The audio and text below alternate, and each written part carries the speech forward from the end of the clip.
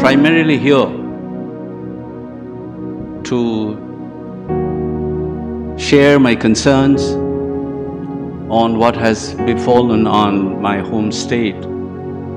I've been out of my home state for more than 40 years now, almost 4 decades, and I still call that home. And I don't intend to stay back in Delhi after I retire. I want to go home, stay and spend the rest of my life in that beautiful place that we call home. And that has been seriously traumatized in the last 4 months.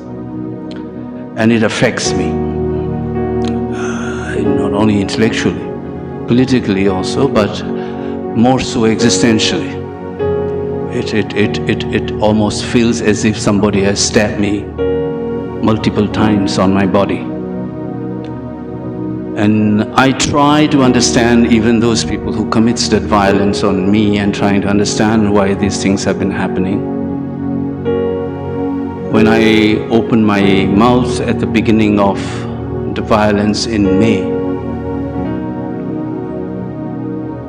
I was asking for peace and the writ of the state to be imposed, to rein in the violence and ask for peace and try to understand grievances of various sections of the society. I tried my best, and I still hold on to that idea. But one must make a distinction between a sense of helplessness and accepting insults, or otherwise I choose myself to stand up for myself. And I call this being assertive without being aggressive. I'm here as a Meitei, a prominent community from that state of Manipur. And I am here as a citizen of that state beyond that identity as well. And I am here also as a human being who concerned with these developments. If you have listened to some of my interviews at the beginning of this crisis itself, I have expressed it pains me to see young students and girls running away, hounded by people from Imphal. I was pained by the anxieties of my students from the tribal as well as Meiteis. And when I say that and ask for peace, some people think that it is a sign of my weakness. Or anybody who is asking for peace and coexistence, some people seem to have taken it as a sign of weakness and timidity. The point is, it is not. It is one of the most courageous things to accept the pain being inflicted on you. At the same time, trying to understand the wrongs that I must have done. If you take it, the statement, there could be mistakes, wrongs that could have been done by the Meiteis. That must also be reflected. But I was desperately waiting for a voice of sanity and the capacity to accept mistakes of each other, rather than taking a self-righteous positions and go on blaming the other community as a demon and villainize that. That is purely unacceptable to me. And I must stand up, and I have done that. You can see this position that I have taken. And by being assertive, you will still find me that my basic appeal is to my community, to be what I think what they should be. Civilized, gentle, follow your forefathers' ethical ways of life even when you fight. But Meiteis have also made mistakes. They don't follow. The acts that they have committed which they should not have, those mistakes must be realized. This is an appeal to my own community. But even when I say these things to my community, I can see on social media such as Twitter and others laughing at contemptuously and trying to counter. When I asked the Indian Army to ensure that its sanctity as an organization and integrity of its men must be protected and preserved, even then people laugh at it. Without realizing that I have been saying that their institutions have collapsed. Manipur Police as an institution has collapsed. Bureaucracy has collapsed. There are institutions which I expect to stand not affected by these things, not being a part or a party to this conflict. And that's what I was appealing, that the Indian Army must ensure that its sanctity and integrity of its man must be protected. Because institutions like this are very crucial. When the rest of the institutional mechanism collapse, these institutions are important for us. That's the appeal, and people laugh at it. And they talk about, oh, Manipur Police, you should be talking about it. Those are nothing but bullshitting. When I was saying about the Indian Army must sustain itself with sanctity and institutions, I was emphasizing the fact that there are the institutions that can be collapsed, but there are certain institutions which are paramount for this country to stay as a lawful existence. That was the appeal. And I must say this here again. So we must ask crucial questions and be honest to oneself, ready to accept one's own mistakes and stand up for yourself as well, without losing your basic empathy and concerns for the other. When Amarjit told you, we know that we have not been talking. There are people whom you keep in touch at a personal level. Many of them can't speak out. But thankfully, among the Meiteis, you will have diversity of voices. That's something that I'm very proud of. We're not a herd. If somebody says, do this, that all of you will meekly follow that. No, we will not. We have diversity of opinions. That's why the tension started appearing among ourselves as well. Now let's see, from this vantage point, as this crisis have dragged on for more than 4 months now, one fundamental starting point, there could be competitive narratives competing with each other on the nature of the violence. But let's accept with the empirics first that this violence has been going on for 4 months. Is there a different opinion on this?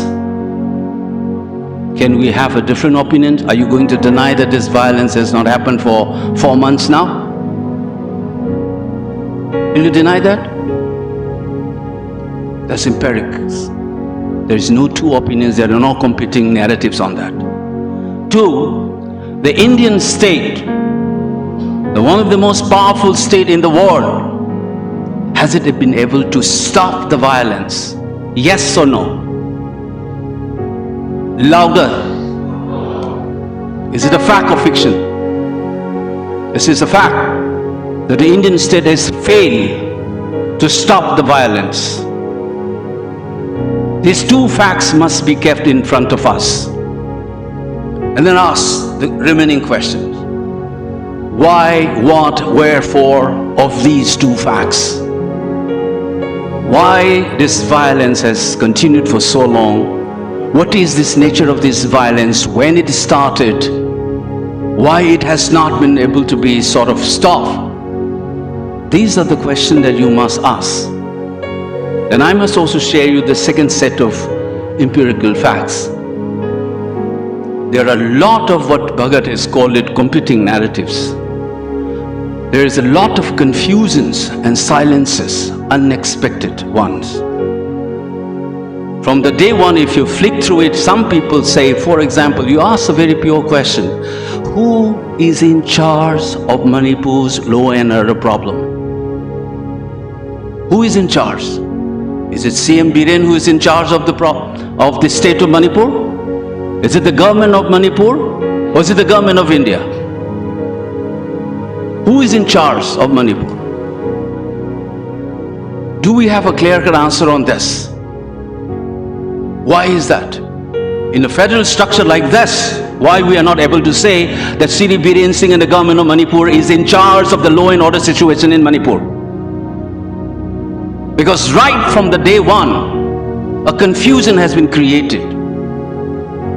You said Article 355 has been imposed. And some later on then people say it is not.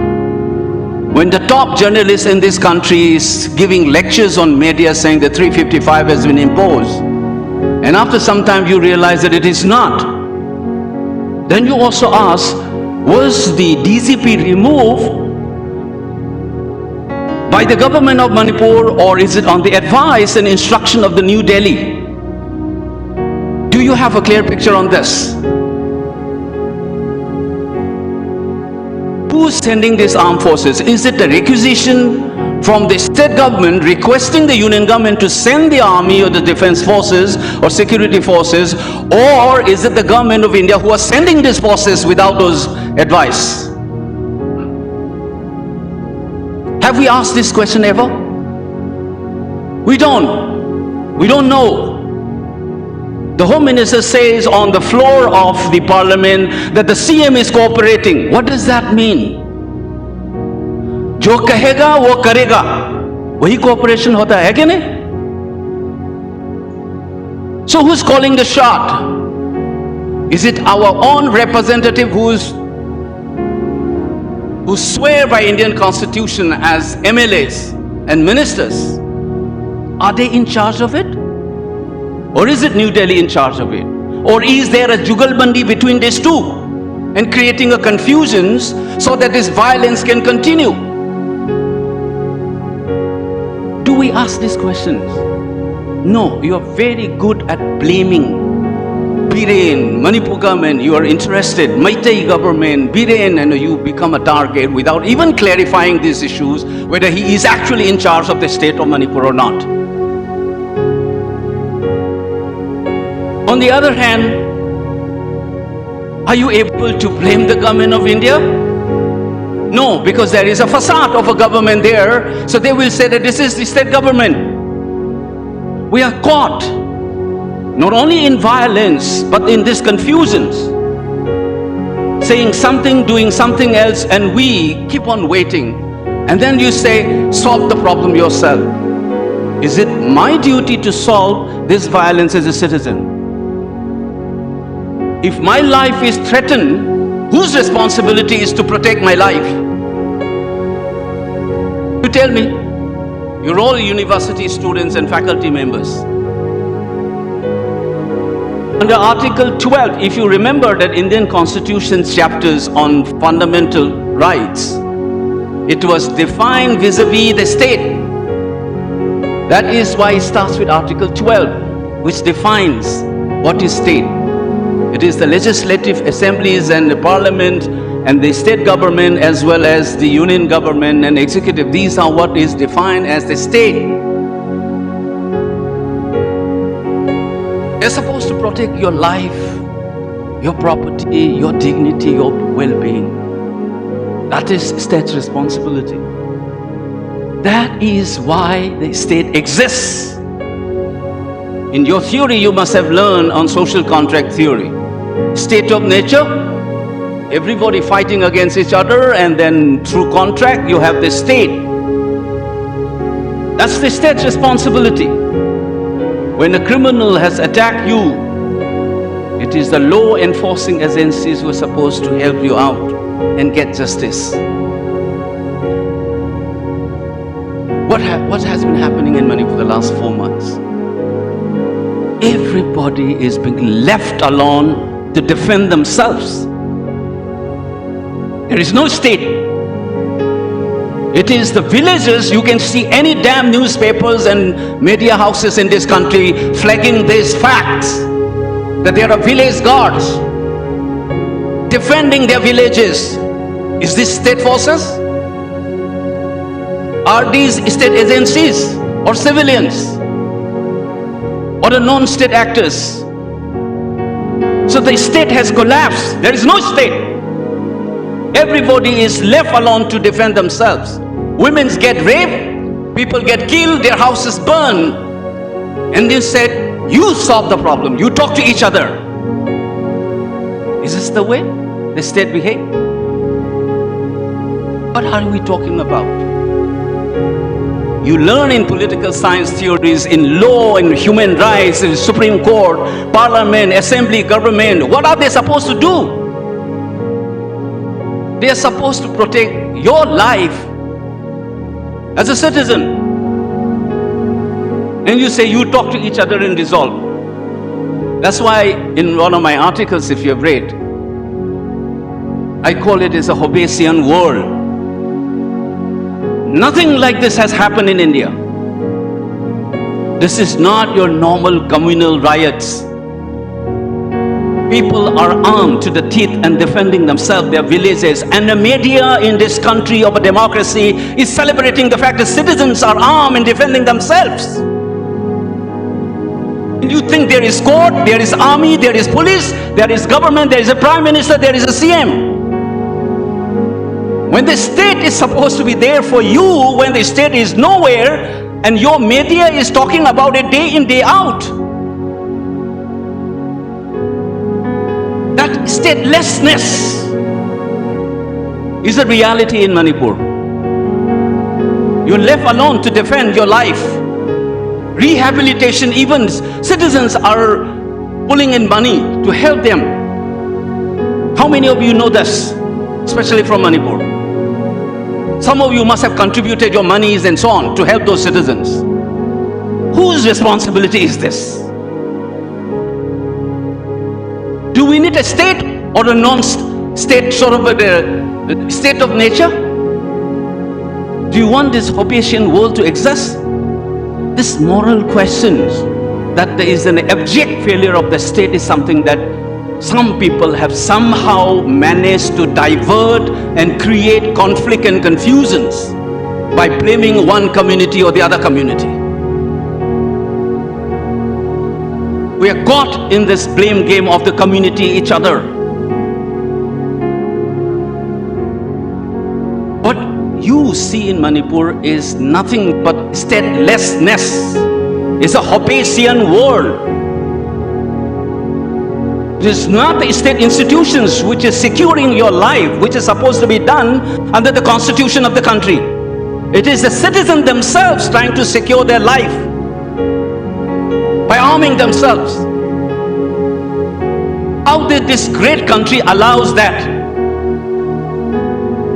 Have you ever asked or heard this question being raised in any of these national media?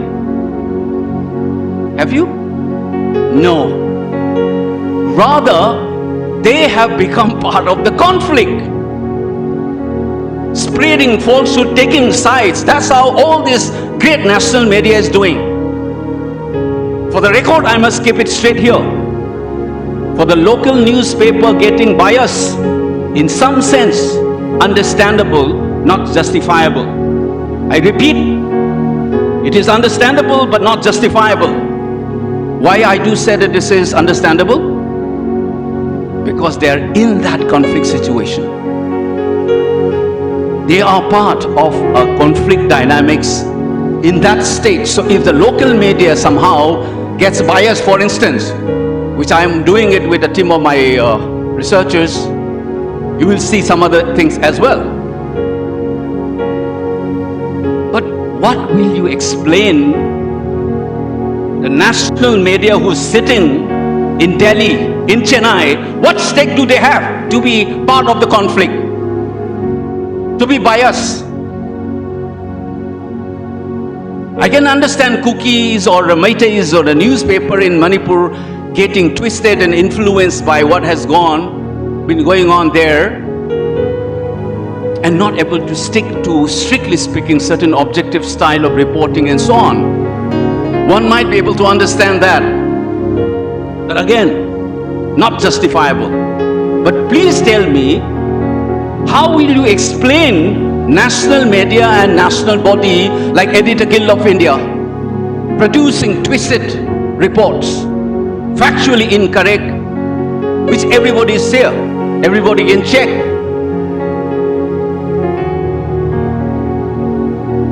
What stake do they have?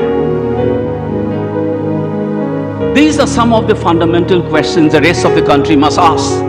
Do not think that this is going on in a remote country or remote part of this country. And I have been saying this from the day one. Why is the government of India silent? It's some of you who have seen my interviews right from May onwards. And I have said, even Indira Gandhi's example I gave, when something happened in the then East Pakistan, she says, I can't be a mute spectator to what's going on this human tragedy in that place. Don't expect India to be a silent spectator. That's Indira Gandhi said. I've said this on a national media.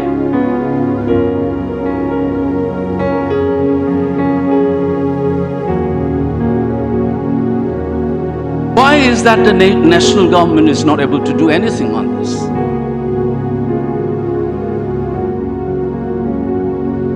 Ask another question. You have bloody violence, slaughtering, cutting off women's belly, taking out the fetus and cutting it to pieces.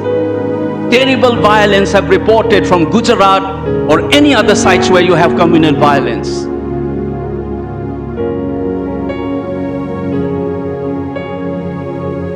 Communal violence is a cancerous element in this country right from the day one. It was born out of communal violence, called partition.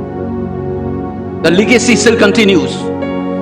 But have you ever seen Muslim being shifted out from one area and ghettoized in one area, Hindu from one area to ghettoized on another, or the Sikhs from certain areas and put it somewhere, or ex-caste from certain locality to some other locality? Have you ever seen the transfer of population from one place to another by the state? Have you ever seen this?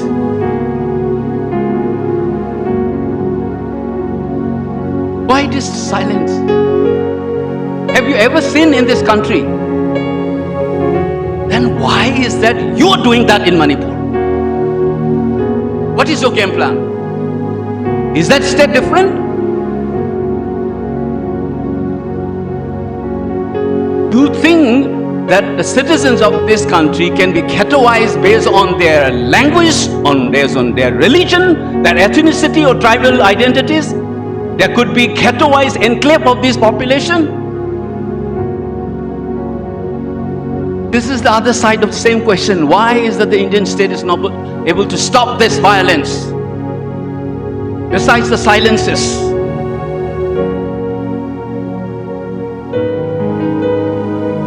We have not asked questions. It's not a joke. People are losing lives.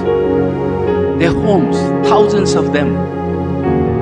You have never seen such kind of thing in this country. And the rest of the country taking sides rather than fundamentally worried about these issues. The basic questions has not been asked. Ask this question. Who is in charge of this law and order government? Is it a tactical move to avoid the blame game? That if you remove one government, then the whole blame will come on another government? Is it a jugalbandi between these two? Who is in charge of this law and order situation? Is it the requisition coming from the state government to send in troops to control it? Is the transfer and the removal of the DZ and so on has been affected by the CM or something else?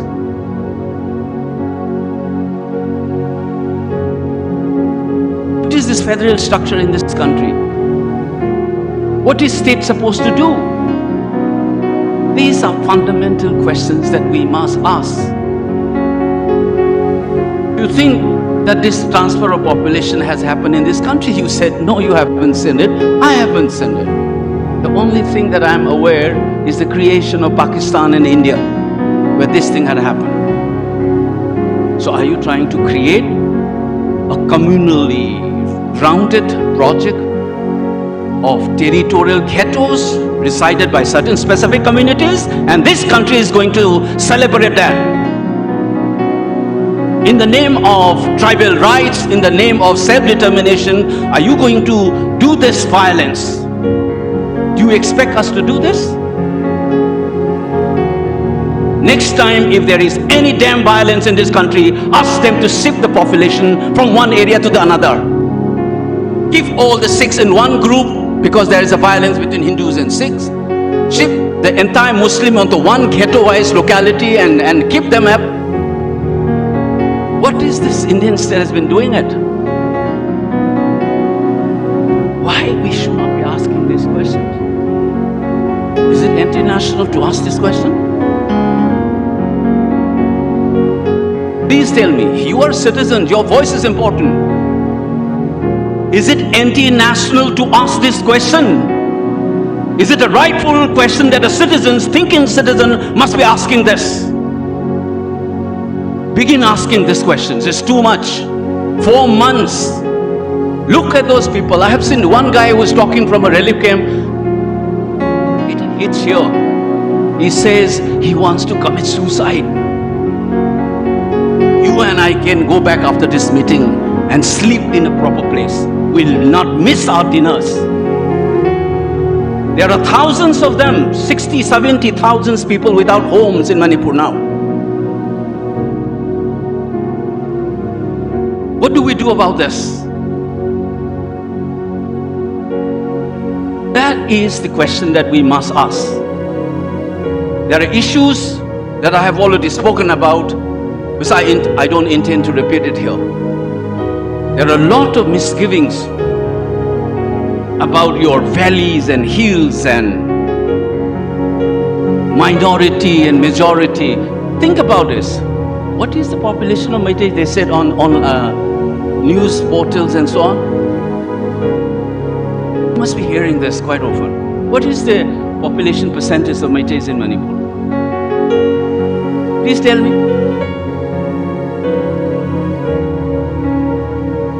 Some people say 53. You must have heard famous journalists repeating this.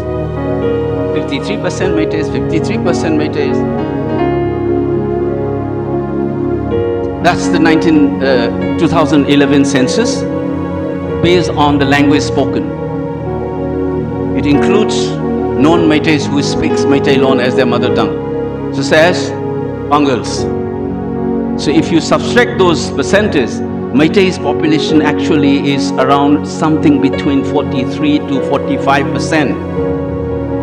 What is the tribal population's percentage in Manipur? 40.33, around that.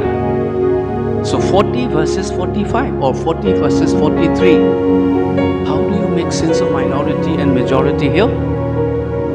What is the population of Muslim in this country for them to be called a minority, largest minority?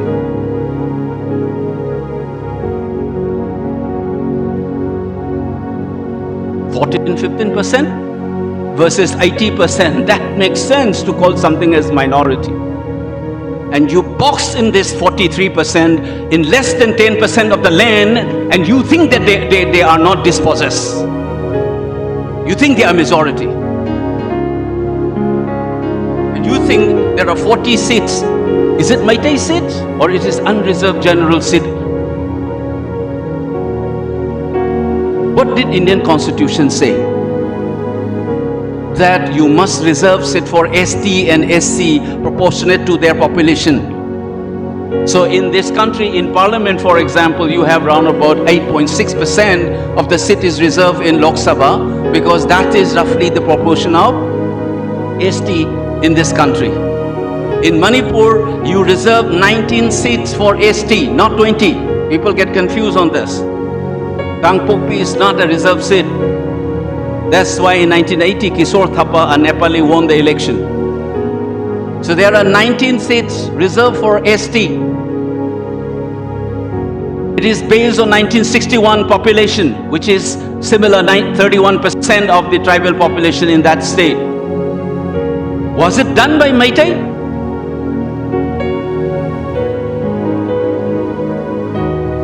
Is it designed by Meitei? It is a constitutional scheme. So there are experts in this country fed by some of these communal sectarian forces, and they said it's Meitei, as if this is done by Meiteis. and said it should be 50-50%. Did they ever raise this question in any other states where you have ST reservation seats? Have you ever heard? No. Do you see, if you go by such a report, which was instituted by Manmohan Singh government, on the status of Muslim in this country after 50 years of independence, what is their socio-economic structures, status right now? What their representation in bureaucracy and other parliament and so on? And they discovered that it is not properly represented.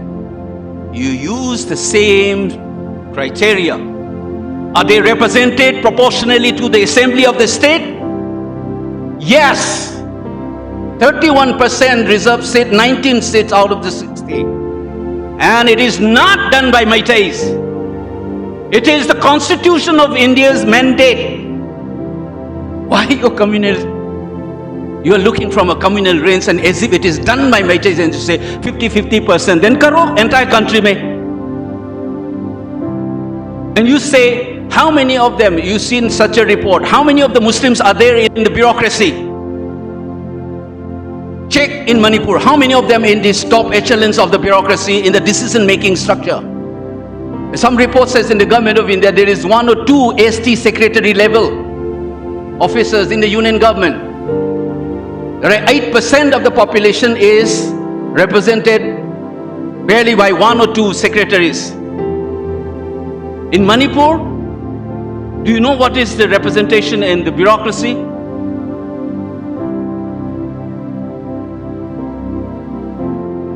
Please check it. You will see and do a comparison between Mizoram and Nagaland. And see, in Nagaland you have something called the Eastern Nagalands. They are also demanding because of they are not represented and so on. How many of the Nagas from the Eastern Nagaland is represented in bureaucracy and decision-making process of the state and their cabinet minister in union government, and do a comparative study with Manipur.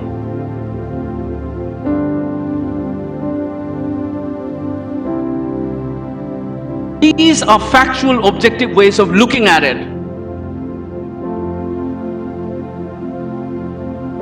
Does it mean that there is no differential development patterns in the state?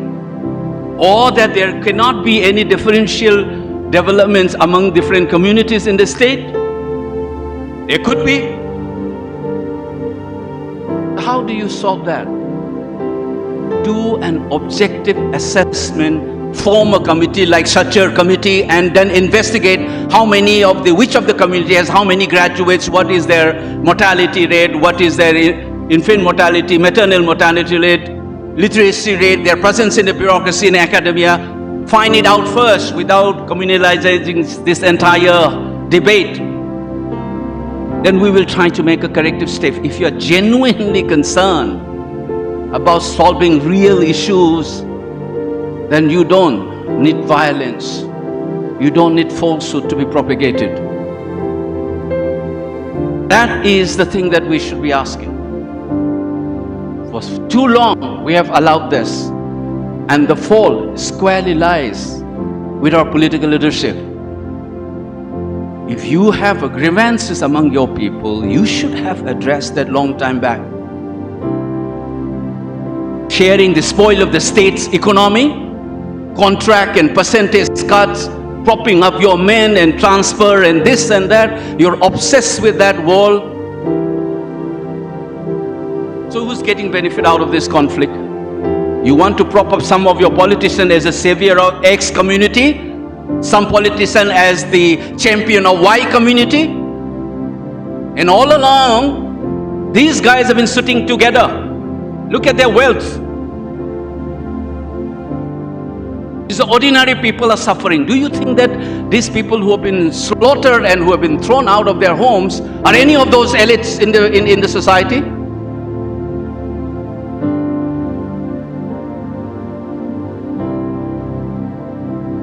Why is that our intellectual class, cutting across community, raises such questions? If there is a landslide, Will you form a committee to investigate whether it is done by the Meiteis?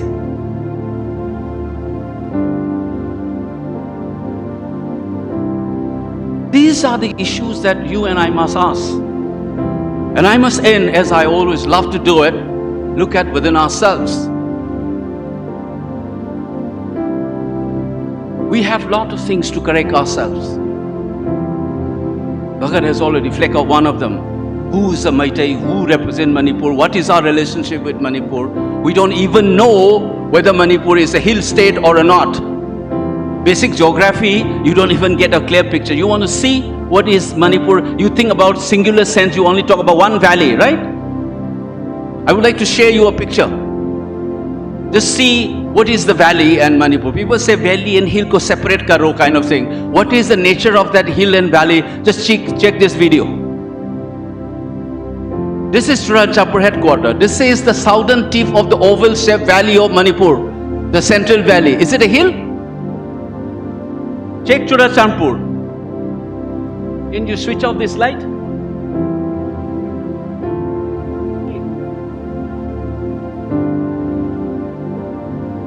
Can you pull up? Pull it up first.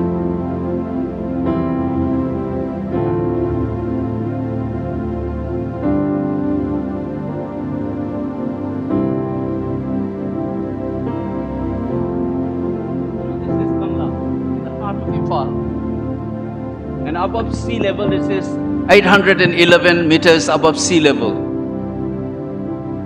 No, that's okay. Can you see this? 811 meters. Churachhandpur Hill, the town. Just see. This is Kangla. This is the central valley of Manipur. And this is Loktak, you go straight, this is Churachhandpur. Is it hill? What is the height? Less than around 100 meters difference. You see that this is not the only valley. This is valley. It's the southern tip of the oval-shaped valley of Manipur. So you have an idea of hill and the valley. What is this hill and valley? Think about this. Check it. This is the northern tip, Kangpokpi. What is its height? This is all from Google's and in official data. The average in some sites we have taken. This is Khokum Valley. What is its height? The difference is 10 meters. Is it hill? It is part of Nonde district as a hill. This is Sajik Tampa in Chadil. What is the height? Which is taller, higher? Is it Kangla or this one? Kangla is 1 meter higher. And this is hill.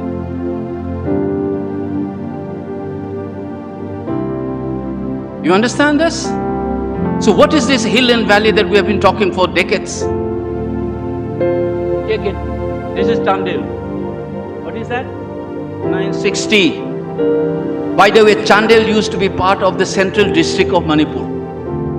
Chandel, Tenglopal and Chapikarong used to be part of the central district of Manipur, which is Imphal, Bishnupur. Today is all split. This is Chapikarong. This is, there are 3 places. These were also part of the central district of Manipur. It's 890. And we have been living with this idea of as if there is one single valley and the rest is hill. But look at the entire Manipur. If you can, or let's see, you have the other video. This is More is the plain on the other side, and you have the Giri on the other side. Just fast forward and let me see. This is the central valley. Churachhandpur is this. The southern tip. Kangpokpi is this. Northern tip. Then this is the Khokum Valley. Can you see this? The Chapikarong and Chandel, all are here. So there are multiple valleys. Why is that? Because in a mountainous region, you have valleys. Do you have valley in Chandigarh? Is there a valley in Chandigarh? Is there a valley in Lucknow? Why? Because that's a plain. That's why we call it Indo-Gangetic Plain. Valley is a topographical region in a mountainous region. So by definition, valley is part of a hilly terrain. It is not outside of it. If you check it, some of the states form by separating the hills from the valley. This is Uttarakhand. This used to be part of UP. This is the Shivalik region. So from the plains of the things it was separated. But look at the difference. 1,700 meters. This is the, lowest. In Himalayan, this Shivalik region is the, the lowest region. This is 1,700 meter. And if you see Allahabad and Lucknow, these are around 100 meters. So different is 1,000 plus. It is 17 times higher. And then, where is that other one? This is Nagaland. This is the mountainous terrain. It's continuing same Manipur. This is Dimapur plain area. And you see that this side is higher and this is lower. So therefore in Nagaland all the river flows from this side. Like this. And you see this is, this 610 is this range. And 1,800 to 2,000 is this side, eastern range. Okay? So you see that when Assam Valley, this is the valley area, when this was carved out, there is a geographical distinctive features which have been removed. You see that it is part of what we call it Eastern Himalayas. So and Brahmaputra Valley is part of the Indo-Gangetic plain. So you have this geographical distinctiveness. But if you see in Manipur, the picture is completely different because like here you have Dimapur, and Kohima can have a relationship, and you think Manipur and Champur cannot have a relationship because they are hill and valley.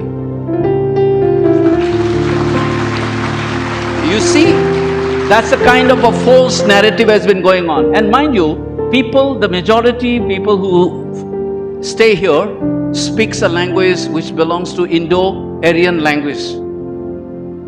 And here is Tibeto-Burmese family. Manipur, all of us belong to the same linguistic family.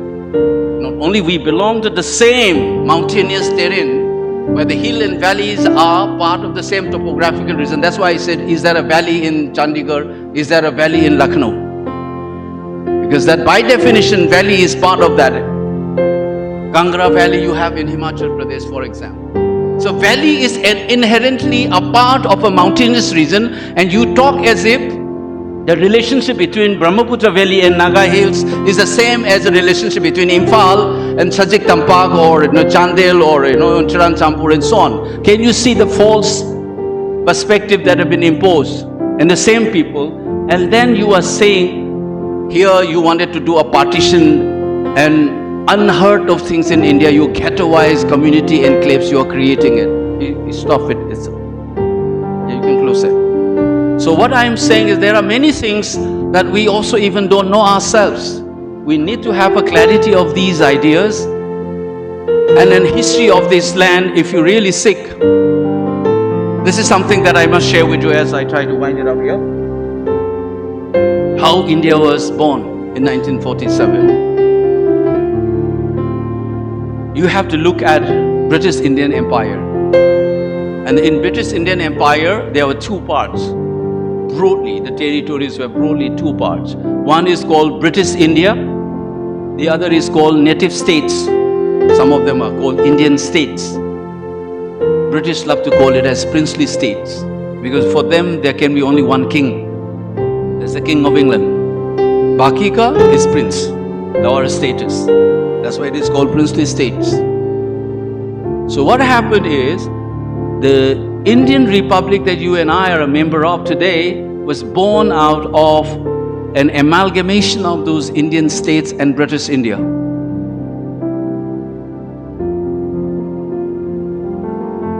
And there were 600 roughly around states.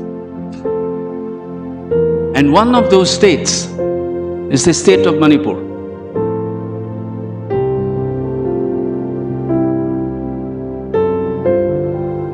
You must understand this. There's something that I want to share with you.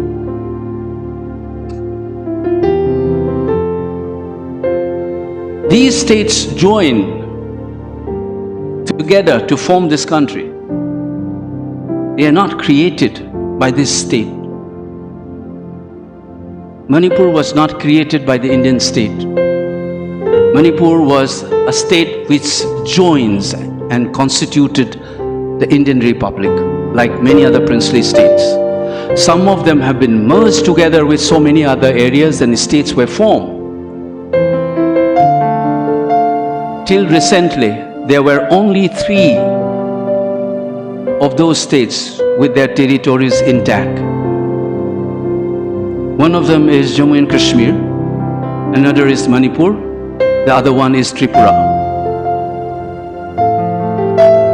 Jammu and Kashmir is destroyed, it's been broken up.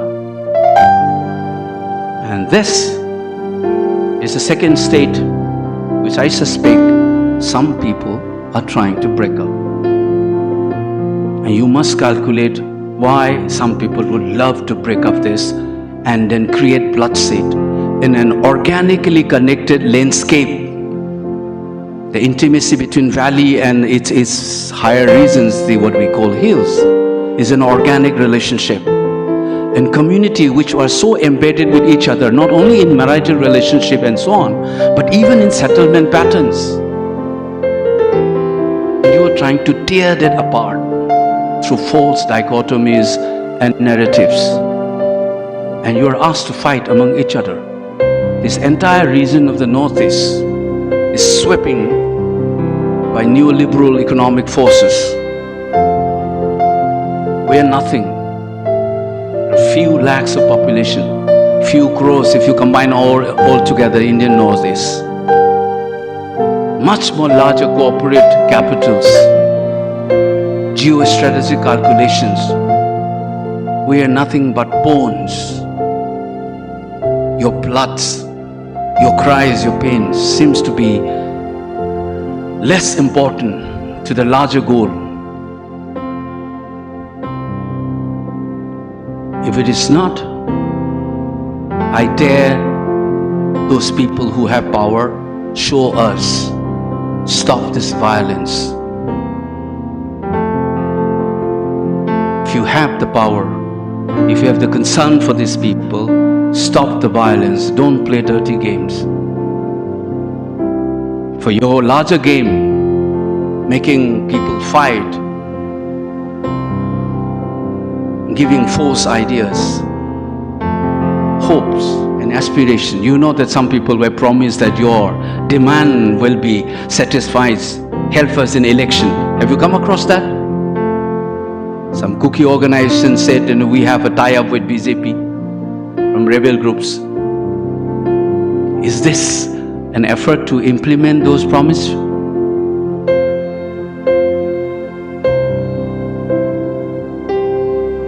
Is it a process to solve the armed groups who have been refusing to talk to the Indian state by sucking them inside as this conflict prolongs? Is it a process that once you create this kind of a violence, then rapprochement and reconciliation becomes tougher and tougher and tougher?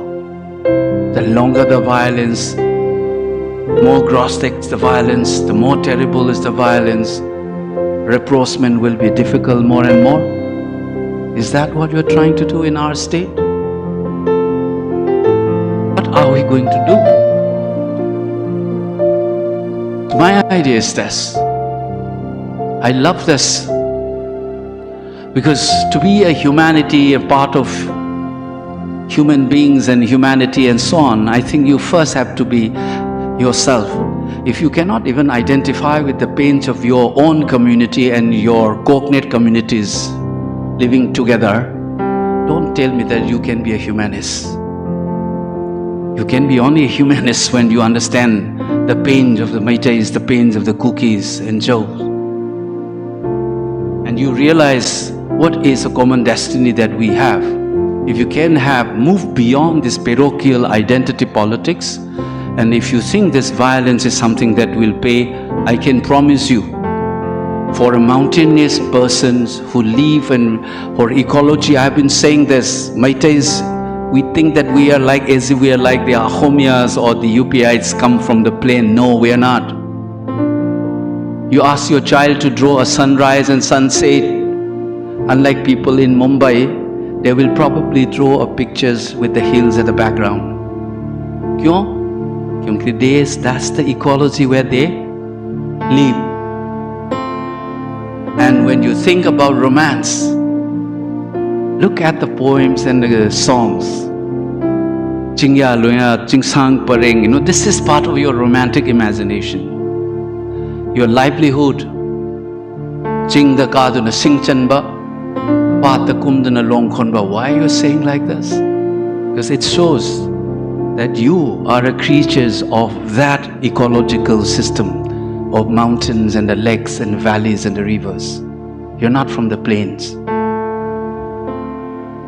And then, there's an interesting thing which was told to me recently by a junior of mine who settled down in US. He said, Tamo, we always love to put echo in our songs. So he said, Tamo, you are right. Because one of these American friends told me something that is eye-opening. He said, he just asked him when he said, I love echo in my songs. This American asked him, are you originally from a mountainous region? Only then he understood why we prefer echo. It's because we come from a mountainous terrain where you can hear these echo sounds. That's why we have a preference for a slight echo in our songs and musics. Why I'm saying this, many of the Meiteis have lived with a contradiction without realizing that they are a hilly creature. You are born of that mountainous ecology. So asking you to be separated from that ecological system and boxed into a false category is asking you to die. So fight for us is existential. And I must end this with this remark. And I'm proud of Manipur for one more reason. In a globalized world today, your parochial identities cannot be the deciding factors. All other movements in the Northeast tend to be ethno-nationalist, narrowed idea of certain ethnicity and so on. Manipur is the only entity that gives you a hope beyond that, because by definition, the idea of Manipur and a united Manipur cannot be defended on ethnocentric ideas. It has to be an idea where every communities can live with dignity and peace. It is fact of our life. It cannot be based on some imperial nostalgia of certain ethnic groups that might tend to suffer from, at least some of us. It cannot be based on exclusivity and sectarian ideologies of tribal identities. A united Manipur has to be defended on the principle of